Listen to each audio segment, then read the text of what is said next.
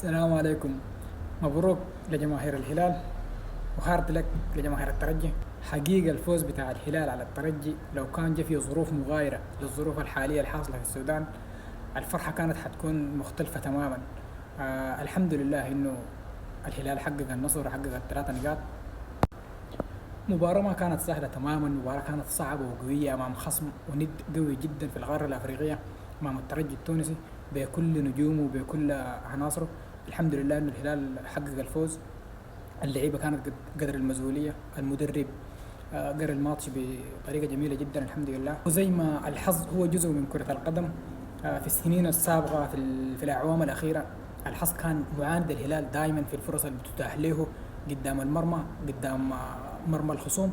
الحمد لله المرة دي كان الحظ معانا، ويمكن نص الفرص اللي أتيحت للهلال قدام مرمى الترجي الحمد لله ترجمت لأهداف. هدفين الغربال في بداية المباراة، زايد الجاي حيكون أجمل وأقوى وأفضل بإذن الله تعالى. طبعا الحاجة دي ما جات من فراغ. نشكر الإدارة بتاعت الهلال على المجهود الجبار المبذول خلال السنوات الأخيرة.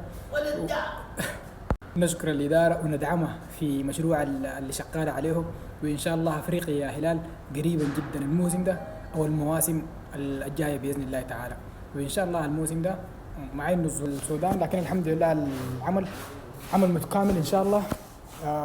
والأفراح كثيرة إن شاء الله جاية للمنتخب السوداني وللهلال ولكل السودانيين في كل المحافل إن شاء الله. مبروك الهلال، هارد لك التوفيق.